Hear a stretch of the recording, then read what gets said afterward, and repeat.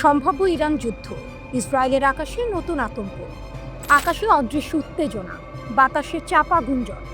যুদ্ধের ঢেউ কি আবার ছড়িয়ে পড়তে যাচ্ছে মধ্যপ্রাচ্যের বুকে?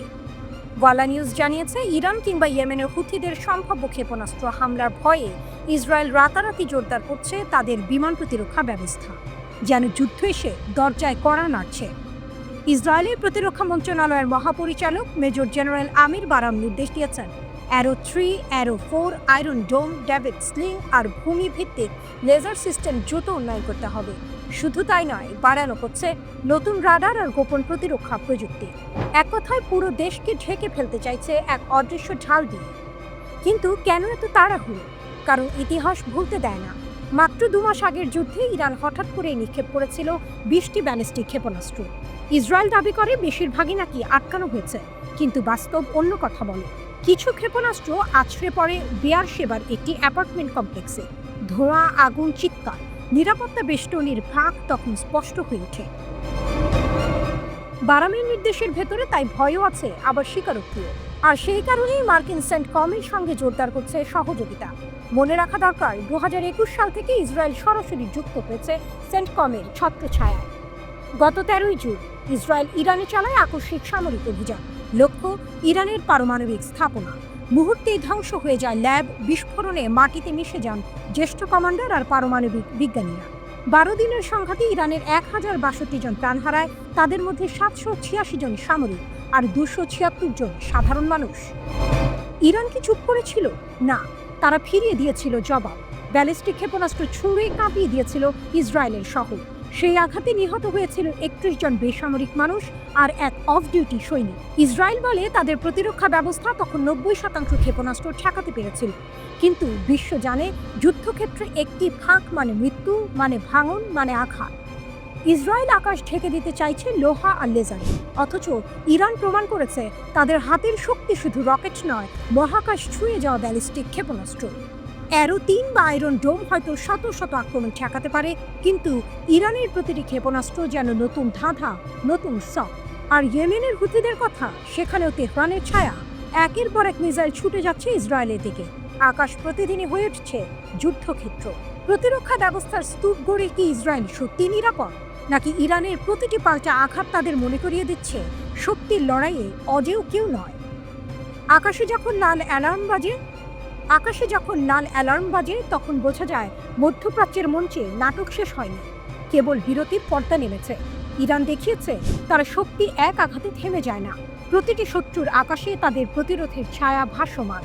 আর ইসরায়েল আয়রন ডোমের দেয়াল তুলেও সেই ছায়া মুছে ফেলতে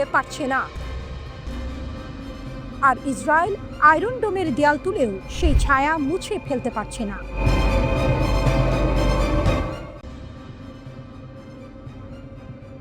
আকাশে যেন ঝুলছে আগুন। মধ্যপ্রাচ্যের বুকে বাতাস ভারী, যে কোনো মুহূর্তে শুরু হতে পারে নতুন এক যুদ্ধ। ইসরায়েলের সেনাবাহিনীর প্রধান লেফটেন্যান্ট জেনারেল ইয়াল জামির হুঁশিয়ারি দিয়েছেন, ইরান যদি শক্তি সঞ্চয় করে তবে এক মুহূর্ত দেরি না করে তারা আবারও হামলা চালাবে। শুরুতেই প্রশ্ন, এই হুমকি কি ইরানকে থামাতে পারবে, নাকি আগুনে ঘি ঢালবে? গত জুনে ভয়াবহ 12 দিনের সংঘাতে মুখোমুখি হয়েছিল দুই দেশ। ক্ষেপণাস্ত্র, ড্রোন, যুদ্ধ বিমান আর গোপন অভিযান। তখনও ভেবেছিল বিশ্ব এই বুঝি যুদ্ধ থামলো, কিন্তু বাস্তবতা বলছে ওটা ছিল শুধু একটুখানি বিরতি। নতুন ঝড় আসছে সামনে। ইসরায়েলের দাবি, জামির গর্ব করে বলেছেন, জুনে তারা যে হামলা চালিয়েছিল সেটি ছিল রাষ্ট্র রক্ষার অপরিহার্য পদক্ষেপ। 13 জনের সেই গোপন অভিযানে ইরানের শীর্ষ সামরিক কর্মকর্তা, পারমাণবিক বিজ্ঞানী ও রাজনৈতিক নেতারা ছিলেন নিশানায়। ক্ষতিগ্রস্ত হয়েছিল ইরানের আকাশ প্রতিরক্ষা ও একাধিক পারমাণবিক স্থাপনা। সেটা শুধু হামলা নয়, ছিল গোয়েন্দা তথ্য, স্যাটেলাইট নজরদারি ও সাইবার আক্রমণের এক যৌথ প্রদর্শনী। ইসরায়েলের বার্তা স্পষ্ট, ইরান যদি আবারও শক্তি অর্জন করে তবে তারা দ্বিধাহীনভাবে আবারও আঘাত হানবে। ইরানের জবাব, কিন্তু ইরান ভেঙে পড়েনি। তেহরান বলছে তারা শত্রুর শহর আর ঘাঁটিতে এমন আঘাত হেনেছে যা ইসরায়েলের প্রতিরক্ষা ব্যবস্থার সীমাবদ্ধতা উন্মোচন করেছে। তাদের সর্বোচ্চ নেতা আয়াতুল্লাহ আলী খামেনি বহুবার বলেছেন, ইসরায়েল এক ক্যান্সারের টিউমার, একদিন তা মুছে যাবে। ইরানের ক্ষেপণাস্ত্র কারখানা আবারও পুরো গতিতে চলছে। ড্রোন উৎপাদনও বাড়ানো হয়েছে বহুগুণে। অর্থাৎ ইরান শুধু প্রতিরক্ষায় নয়, আক্রমণেও পুরোপুরি প্রস্তুত। টুইস্ট, একা নয় ইরান। যদি নতুন যুদ্ধ শুরু হয়, ইরান একা থাকবে না। হিজবুল্লাহ, ইয়েমেনের হুথি, ইরাকের শিয়া মিলিশিয়ারা সক্রিয় হয়ে উঠবে। সেই সঙ্গে লেবানন, সিরিয়া আর লোহিত সাগরও পরিণত হতে পারে যুদ্ধক্ষেত্রে। আর তখন শুধু ইসরায়েল নয়, মার্কিন ঘাঁটিগুলোকেও লক্ষ্য বানাতে পারে তেহরান। অর্থাৎ যুদ্ধ যদি ফের শুরু হয়, তা শুধু সীমান্তের লড়াই হবে না, বরং পুরো অঞ্চলকে কাঁপিয়ে দেবে। এই আগুন যদি ছড়িয়ে পড়ে, তার প্রভাব থেমে থাকবে না মধ্যপ্রাচ্যে। তেলের বাজারে ধাক্কা, আন্তর্জাতিক বাণিজ্যে বিপর্যয় আর নতুন মেরুকরণে জড়িয়ে পড়তে পারে পুরো বিশ্ব। অর্থাৎ আগুন জ্বললে তা শুধু তেল আবিব বা তেহরানের নয়, ছুঁয়ে যাবে লন্ডন, ওয়াশিংটন থেকে ঢাকা পর্যন্ত। ইতিহাস বলে, মধ্যপ্রাচ্যের শান্তি কখনো স্থায়ী হয়নি। সামান্য উস্কানি যথেষ্ট, আর যুদ্ধের আগুন ছড়িয়ে পড়ে সর্বত্র। ইসরায়েল শক্তিশালী, পেছনে রয়েছে আমেরিকা, কিন্তু ইরান ছেড়ে কথা বলে না। ক্ষেপণাস্ত্র, ড্রোন, আঞ্চলিক মিত্র আর লৌহ কঠিন সংকল্প নিয়ে তেহরানও প্রস্তুত। যুদ্ধ যদি শুরু হয়, তা হবে আগের চেয়েও বহুমাত্রিক, আরও জটিল, আরও নির্মম। প্রশ্ন শুধু একটাই, কে আগে ট্রিগার টিপবে?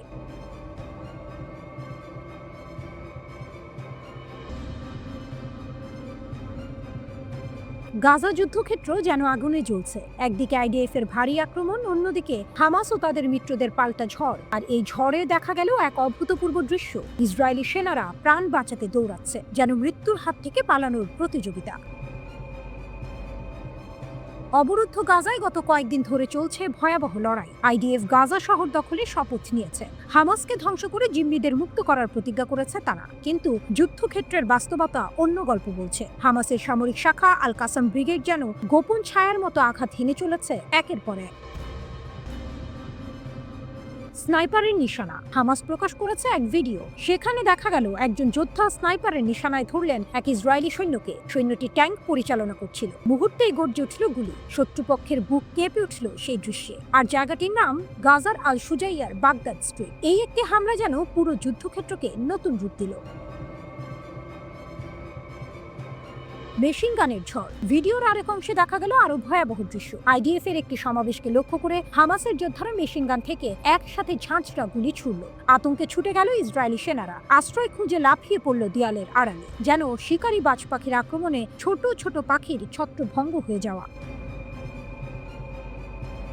ট্যাঙ্ক ও যানবাহন ধ্বংস। আল কাসামের ভিডিওতে দেখা গেছে শুধু সৈন্য নয়, ইসরায়েলি সামরিক যানবাহনও রেহাই পায়নি। টার্গেট করে চালানো হয় বিস্ফোরণ ও গুলি। দাউ দাউ করে জ্বলতে থাকে কিছু সাঁজোয়া যান। যুদ্ধের মানচিত্রে এই ছবি স্পষ্ট করে দিল, গাজায় ইসরায়েলি সেনাদের পথ মসৃণ নয়। মিত্রদের আক্রমণ। শুধু আল কাসাম নয়, আরেক মিত্র গোষ্ঠী আল নাসির সালাহ আল দিন ব্রিগেডও আক্রমণের দাবি করেছে। তারা জানায়, গাজার আল জাইতুন এলাকার দক্ষিণে আইডিএফ এর সৈন্য ও যানবাহনের উপর হামলা চালিয়েছে। অর্থাৎ যুদ্ধ এখন বহু ফ্রন্টে ছড়িয়ে গেছে। অনিশ্চিত ক্ষয়ক্ষতি। হামাসের দাবি একের পর এক হামলা সফল, কিন্তু ইসরায়েলি সেনারা হতাহতের শিকার হয়েছে কিনা তা স্পষ্ট করে জানা যায়নি। তবুও যুদ্ধক্ষেত্রের ভিডিও প্রমাণ দেখাচ্ছে আইডিএফ সৈন্যরা প্রাণ বাঁচাতে পালিয়েছে। আর এই দৃশ্য ইসরায়েলি সেনাবাহিনীর অজেয় ভাবমূর্তিকে ভেঙে দিয়েছে। ইসরায়েলের শপথ বনাম গাজার বাস্তবতা। তেল আবিব বারবার বলছে গাজা শহর দখল করবে, হামাসকে ধ্বংস করবে, কিন্তু আল কাসামের ভিডিও আর মিত্রদের হামলার খবর দেখাচ্ছে ভিন্ন চিত্র। ইসরায়েলি সৈন্যদের জন্য গাজা আজ মৃত্যুর ফাঁদ। প্রতিটি গলি, প্রতিটি অলি যেন লুকিয়ে রাখা এক একটি আগুন। ইসরায়েল প্রবল শক্তি নিয়ে এসেছে, কিন্তু হামাস ও তাদের মিত্ররা অদম্য প্রতিরোধে রুখে দাঁড়িয়েছে। যেখানে আইডিএফ ভেবেছিল সহজ জয় পাবে, সেখানেই তারা দৌড়ে পালাচ্ছে। গাজার আকাশে আগুন, মাটিতে ধোঁয়া, আর প্রতিটি দৃশ্য বলছে এক কথাই, হামাস এখনো ভেঙে পড়েনি, বরং আরো শক্ত হয়ে উঠছে।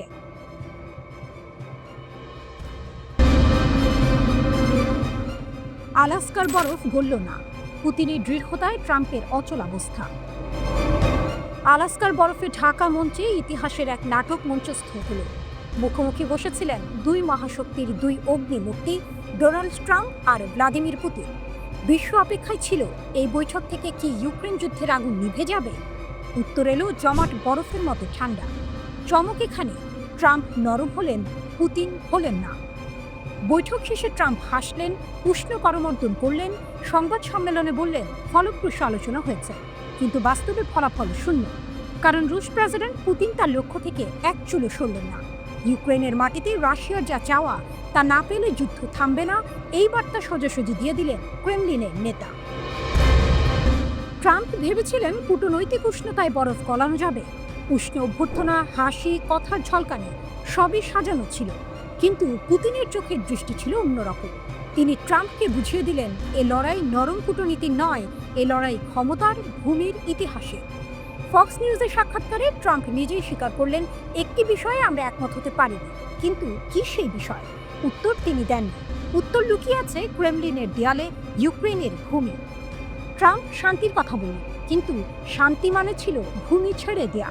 জেলেনস্কিকে হাতছাড়া না করেই পুতিনকে সন্তুষ্ট করা যাবে না, এই সত্য ট্রাম্প জানে, তবু উচ্চারণ করেননি। রাশিয়ার শক্তি। পুতিনের দৃঢ়তাই এখন রাশিয়ার প্রকৃত শক্তি। যুদ্ধক্ষেত্রে সেনা আর ক্ষেপণাস্ত্র যতটা ভয়ঙ্কর, কূটনীতিক টেবিলে তার নীরব দৃঢ়তা ততটাই শক্তিশালী। ট্রাম্প তাকে বললেন শক্তিশালী ব্যক্তি, কঠোর নেতা। এই স্বীকারোক্তি প্রমাণ করে দিল পুতিনের সামনে বিশ্বের সবচেয়ে প্রভাবশালী রাষ্ট্রপতিও এক মুহূর্তে অসহায় হয়ে পড়ে। ধাক্কা খেল ট্রাম্পের ভাবমূর্তি। আলাস্কার বৈঠক থেকে বের হয়ে আসা ছবিতে ট্রাম্প হাত নাড়লেন, হাসি দিলেন, কিন্তু ভেতরের গল্প অন্য। যুদ্ধবিরতি ঘোষণা হয়নি, বন্দি বিনিময়ের তালিকা বেরোলেও শান্তির চূড়ান্ত ঘোষণা আসেনি। ট্রাম্প বিশ্বকে জানালেন, আমরা খুব কাছাকাছি পৌঁছেছি। অথচ সত্য হলো, পুতিন 1 ইঞ্চিও ছাড়েননি। নাটকীয় সমাপ্তি। সংবাদ সম্মেলনে সাংবাদিকদের প্রশ্ন নিলেন না দুই নেতা, রহস্য জমিয়ে রাখলেন, যেন দর্শক সারিতে বসা বিশ্ব অপেক্ষায় থাকে এই নাটকের পরের দৃশ্য কি হবে। ইউক্রেনের ভবিষ্যৎ এখন এক অদৃশ্য ভারসাম্যে ঝুলে আছে, পুতিনের দৃঢ়তা আর জেলেনস্কির সিদ্ধান্তের মাঝখানে। পুতিন দেখালেন, যুদ্ধ কেবল রণাঙ্গনের বন্দুকের আওয়াজে জয় করা যায় না, বরং দৃঢ়তা, অটলতা আর অস্বীকৃতি আসল অস্ত্র। আর এই অস্ত্রের সামনে ডোনাল্ড ট্রাম্পও এক মুহূর্তে ছোট হয়ে গেলেন। আলাস্কার বরফ জমে রইল। পুতিনের শক্তির কাছে ট্রাম্প গললেন, কিন্তু যুদ্ধের আগুন গলল না।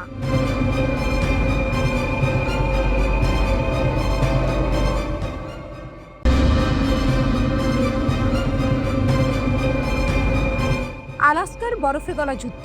মস্কোর হৃদয়ে বাজল বিজয়ের ঢাক। আলাস্কার বরফে ঢাকা অ্যাঙ্করেজ শহর। সারা বিশ্ব তাকিয়েছিল এক বৈঠকের দিকে। টেবিলের দুই পাশে মুখোমুখি বসেছিলেন মার্কিন প্রেসিডেন্ট ডোনাল্ড ট্রাম্প আর রুশ প্রেসিডেন্ট ভ্লাদিমির পুতিন। 3 ঘন্টার সেই রুদ্ধশ্বাস বৈঠক শেষ হতেই পৃথিবী জুড়ে শুরু হলো বিশ্লেষণের ঝড়। কিন্তু মস্কোতে সেখানে ঢাক বাজল বিজয়। রাশিয়ার প্রভাবশালী রাজনীতিকরা ঘোষণা দিলেন, এই বৈঠক শুধু এক বৈঠক নয়, এটা রাশিয়ার কূটনৈতিক জয়ের প্রতীক, আর ইউক্রেন ও তার ইউরোপীয় মিত্রদের জন্য এক নিঃশব্দ পরাজয়। রয়টার্স জানায়, বৈঠক শেষ হওয়ার পরপরই মস্কোর রাজনীতিকরা আনন্দে উচ্ছ্বসিত প্রতিক্রিয়া দিয়েছেন। আর গার্ডিয়ান লিখেছে, পুতিন কোনো ছাড় দেননি। ট্রাম্প যুদ্ধবিরতির দাবি তুললেও তা প্রত্যাখ্যান করেছেন। তবুও রাশিয়ার ওপর নতুন কোনো নিষেধাজ্ঞা আসেনি। যেন অদৃশ্য এক খেলার মাঠে রাশিয়া হাসছে আর পশ্চিম নীরব। কঠোর মনোভাবের জন্য পরিচিত রাশিয়ার সাবেক প্রেসিডেন্ট দিমিত্রি মেদভেদেভ টেলিগ্রামে লিখলেন, এই বৈঠক প্রমাণ করল শর্তহীন আলোচনা সম্ভব, যে সত্যটা মস্কো বারবার বলে এসেছে। যুদ্ধ যখন ইউক্রেনে তীব্রতর হচ্ছে, তখনই এই দৃশ্য বিশ্বকে চোখে আঙুল দিয়ে দেখালো রাশিয়ার অবস্থান কতটা দৃঢ়। যুদ্ধ যখন ইউক্রেনে তীব্রতর হচ্ছে, তখনই এই দৃশ্য বিশ্বকে চোখে আঙুল দিয়ে দেখালো রাশিয়ার অবস্থান কতটা দৃঢ়। আরেক শক্তিশালী কণ্ঠস্বর, পুতিনের দল। ইউনাইটেড রাশিয়ার আইন প্রণেতা আন্দ্রেই কিসাস। তার ভাষায়, আলাস্কার এই বৈঠক রাশিয়ার দীর্ঘমেয়াদী ও ন্যায্য শান্তির আকাঙ্ক্ষা নিশ্চিত করেছে। এরপর আরও সরাসরি বললেন, এটা রাশিয়ার সফলতা আর ইউক্রেন ও ইউরোপীয় মিত্রদের পরাজয়। যারা এতদিন শর্তহীন যুদ্ধবিরতির জন্য চাপ দিচ্ছিল, তারা আজ কার্যত হাত গুটিয়েছে। কিসাস লিখলেন, বিশেষ সামরিক অভিযানের কাজগুলো সম্পন্ন হবে, চাই সামরিক উপায়ে, চাই কূটনৈতিকভাবে। ইউরোপের নিরাপত্তার নকশা মস্কো এঁকেছে, আর সেটাই সবাইকে মেনে নিতে হবে। এক ধরনের ঘোষণা, এক ধরনের রায়। 3 ঘন্টার বৈঠকে যুদ্ধবিরতি বা শান্তি চুক্তি হয়নি, কিন্তু দুই নেতা মুখে মুখে বললেন, আলোচনা ফলপ্রসূ হয়েছে। তারপর করমর্দন, হাসি আর সংক্ষিপ্ত বিবৃতির পর যার যার উড়োজাহাজে চড়ে ফেরত গেলেন নিজ নিজ দেশে। রাশিয়ার রাষ্ট্রীয় টেলিভিশন চ্যানেল 1 বৈঠকের নাটকীয় দিকগুলো সামনে আনল। লাল গালিচা, করমর্দন, ক্যামেরার ঝলকানি, সব যেন এক রাজনৈতিক থ্রিলারের দৃশ্য। 2022 সালে ইউক্রেনে পূর্ণমাত্রায় হামলার পর পশ্চিমারা যাকে একঘরে করার চেষ্টা করেছিল, সেই পুতিনকে বিশ্ব দেখল অভ্যর্থনার আসনে। আলাস্কা থেকে চ্যানেলের প্রতিনিধি জানালেন, দুই নেতা অনেক বিষয়ে একমত হয়েছেন, তবে সব প্রকাশ করা হয়নি। যেন গোপন অধ্যায়ের ইঙ্গিত, যা হয়তো কাল নতুন নাটক মঞ্চস্থ করবে। যেন গোপন অধ্যায়ের ইঙ্গিত, যা হয়তো কাল নতুন নাটক মঞ্চস্থ করবে। রাশিয়ার সংসদের উচ্চকক্ষের বৈদেশিক সম্পর্ক কমিটির প্রধান কনস্টান্টিন কোসাচভ লিখলেন, এই বৈঠক উভয় প্রেসিডেন্টের জন্য এক যৌথ সাফল্য। তারা যা অর্জন করেছেন এই মুহূর্তে তার চেয়ে ভালো কিছু সম্ভব ছিল না। তবে সবার কণ্ঠ এক ছিল না। ইউক্রেন যুদ্ধপন্থী ব্লগার ওয়ার গঞ্জো মন্তব্য করলেন, বৈঠক হয়েছে কিন্তু দৃশ্যমান ফল আসেনি। তার ভাষায়, যদি রাশিয়া আবার ইউক্রেনের লক্ষ্যবস্তুতে আঘাত শুরু করে, ট্রাম্প আবার নিষেধাজ্ঞার তাস খেলতে পারে। তখন প্রশ্ন উঠবে, অন্তহীন আলোচনার জন্য রাশিয়া কি তার সামরিক অভিযান থামাবে? বাইরে থেকে শান্তির ছবি, ভেতরে অগ্নিগর্ভ বাস্তবতা। তবুও আলাস্কার বরফে জমে থাকা রাতের পর ভোরে মস্কোতে বাজল বিজয়ের সুর। পুতিন কিছু হারাননি, বরং জেতেন কূটনীতির মঞ্চ। আর ট্রাম্প, তিনি হাত মেলালেন, হাসলেন, তবে ইউক্রেনের পক্ষে 1 ইঞ্চিও এগোতে পারলেন না। তিনি হাত মেলালেন, হাসলেন, তবে ইউক্রেনের পক্ষে 1 ইঞ্চিও এগোতে পারলেন না।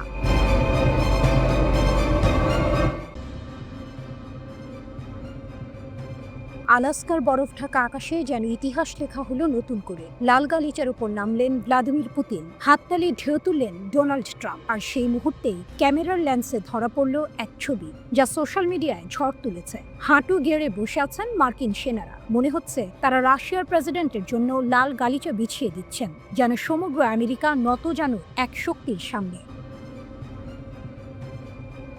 পুতিন মস্কোর সেই নেতা, যিনি 2022 সালের ফেব্রুয়ারিতে ইউক্রেনের বুকে যুদ্ধের আগুন জ্বালিয়েছিলেন। তারপর থেকে পশ্চিমা বিশ্বে তার প্রবেশ যেন নিষিদ্ধ ছিল। আর সেই মানুষই প্রথমবার কোনো পশ্চিমা মাটিতে পা রাখলেন। স্থান যুক্তরাষ্ট্রের আলাস্কা। আর আয়োজন করলেন কে?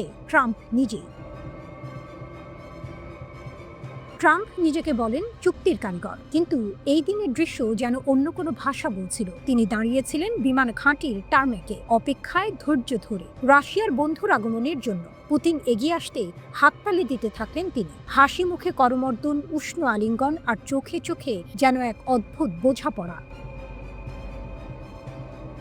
কিন্তু ইউক্রেনের জন্য এই দৃশ্য কোনো সুখবর নয়, কারণ একই মুহূর্তে ভাইরাল হলো সেই ছবি। মার্কিন সেনারা হাঁটু গেড়ে লাল গালিচা ঠিক করছেন। ইউক্রেনের সাবেক কর্মকর্তা মুস্তাফা নায়েম ছবিটি শেয়ার করে ব্যঙ্গ করে লিখলেন, মেক নিলিং গ্রেট এগেইন, অর্থাৎ হাঁটু গেড়ে বসাকে আবার মহৎ করো। এ যেন এক প্রতীকী দৃশ্য। পুতিন যখন আলাস্কায় নামছেন, আমেরিকার সেনারা নতজান। বার্তা স্পষ্ট, পশ্চিমা শিবির যতই তাকে বিচ্ছিন্ন করার চেষ্টা করুক, রাশিয়ার শক্তিকে উপেক্ষা করা অসম্ভব। 3 ঘন্টা বৈঠক করলেন ট্রাম্প পুতিন। বহু বিষয়ে একমত হলেন তারা, তবে যুদ্ধবিরতি নিয়ে কোনো ঘোষণা এলো না। সাংবাদিকদের সামনে আসলেও কোনো প্রশ্ন নিলেন না দুই নেতা, শুধু উষ্ণ মন্তব্য। ট্রাম্প পরে ফক্স নিউজকে বললেন, আমাদের বৈঠক অত্যন্ত ফলপ্রসূ।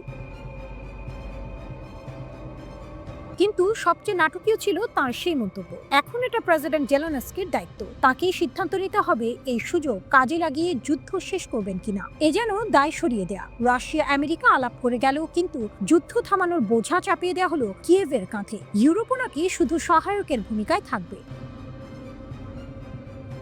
ছবির শক্তি কখনো কখনো শব্দের থেকেও বড় হয়। মার্কিন সেনাদের সেই হাঁটু গেড়ে বসা ছবি ইউক্রেনের মনে বিদ্রুপের তীর ছুঁড়েছে, কিন্তু রাশিয়ার কাছে সেটি যেন বিজয়ের প্রতীক। যেন বার্তা, মস্কো এখনো দাঁড়িয়ে আছে মাথা উঁচু করে, আর আমেরিকা বসে পড়ছে হাঁটু গেড়ে। ইতিহাসের পাতায় এক নতুন অধ্যায় লিখল এই বৈঠক। হয়তো কূটনৈতিক ভাষায় এটিকে বলা হবে ফলপ্রসূ। এটি ছিল ক্ষমতার প্রতীকী প্রদর্শনী, যেখানে পুতিন দেখালেন তাকে ঠেকানো যায় না, তাকে উপেক্ষা করা যায় না। আর তার পদক্ষেপে এখনো কাঁপে ওয়াশিংটন, অস্থির হয় ইউক্রেন। রাশিয়ার শক্তি আজও অবিচল, আর পুতিন, তিনি যেন বললেন, বিশ্বকে নতজান করার খেলায় আমি এখনো অপ্রতিদ্বন্দ্বী।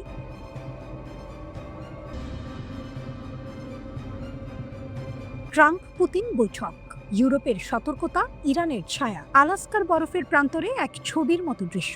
মুখোমুখি বসেছিলেন বিশ্বের 2 প্রভাবশালী নেতা, ডোনাল্ড ট্রাম্প ও ভ্লাদিমির পুতিন।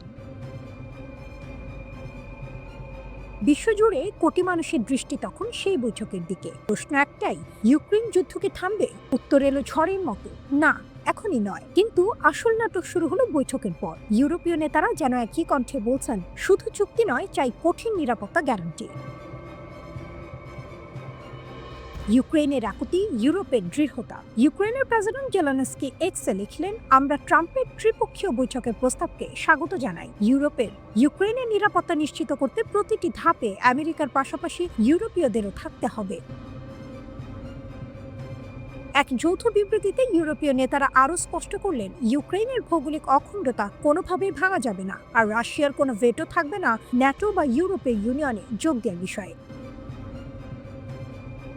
তারা প্রতিজ্ঞা করলেন, রাশিয়ার যুদ্ধ অর্থনীতিকে ধ্বংস করার জন্য নিষেধাজ্ঞার চাপ আরও বাড়ানো হবে। ব্রিটেন, ফ্রান্স, ইতালি, জার্মানির সুর। লন্ডন থেকে প্রধানমন্ত্রী কিয়ার স্টারমার বললেন, ট্রাম্পের প্রচেষ্টা যুদ্ধ শেষ করার পথে আমাদের আগের যে কোনো সময়ের চেয়ে কাছে নিয়ে এসেছে, কিন্তু পুতিন থামবে না, তাই আমাদের চাপও থামবে না। প্যারিস থেকে ম্যাক্রো সতর্ক করলেন, রাশিয়া অতীতেও প্রতিশ্রুতি ভেঙেছে, এবারও পারে, তাই ঐক্যই আমাদের সবচেয়ে বড় শক্তি। ইতালির প্রধানমন্ত্রী জর্জিয়া মেলোনি বললেন, অবশেষে শান্তির আলো দেখা যাচ্ছে, ইতালি তার ভূমিকা পালন করে যাবে। বার্লিন থেকে চ্যান্সেলর ফ্রিডরিশ মের্জ আবারও জোর দিলেন, ইউক্রেন আমাদের অটল সংহতির ওপর ভরসা রাখতে পারে। যখন ইউরোপ একের পর এক ঘোষণা দিয়ে যাচ্ছে, তখন মঞ্চে ছায়ার মতো উঠে আসে রাশিয়ার আসল শক্তি। যে রাশিয়া শুধু কূটনীতির ভাষায় কথা বলে না, তার ভান্ডারে আছে ভয়ঙ্কর পারমাণবিক অস্ত্র, আছে হাইপারসনিক মিসাইল, আছে এমন যুদ্ধযন্ত্র যা মুহূর্তে খেলা ঘুরিয়ে দিতে পারে। ইউরোপ চায় কাগজে লেখা নিরাপত্তা, কিন্তু রাশিয়া জানে, শক্তি মানে টেবিলের উপর রাখা স্বাক্ষর নয়, শক্তি মানে যুদ্ধক্ষেত্রে ঝলসে ওঠা আগুন। পুতিন কোনো ঘোষণা দিলেন না, কিন্তু তার নীরবতাই যেন বার্তা। আমরা চাইলে যুদ্ধ থামবে, না চাইলে চলবে। আর এই নীরবতা ইউরোপের কানে আরো কর্কশ শোনায়। আলাস্কার বৈঠক তাই সমাপ্ত হলো অর্ধেক আলো অর্ধেক অন্ধকারে। ইউরোপ ঘোষণা করছে সংহতি, ট্রাম্প ব্যস্ত কূটনীতির সূক্ষ্ম খেলায়, আর পুতিন বসে আছেন সেই পুরনো রাশিয়ান ধৈর্যে। বিশ্ব দেখল, শান্তির স্বপ্ন এখনো দূরে, আর রাশিয়া প্রমাণ করলো এখনো তার হাতেই যুদ্ধ থামানোর আসল চাবিকাঠি। কাগজে গ্যারান্টি চাইতে পারে ইউরোপ, কিন্তু যুদ্ধের বাস্তবতায় গ্যারান্টি দেয় কেবল শক্তি, আর সেই শক্তি আজও রাশিয়ার হাতে।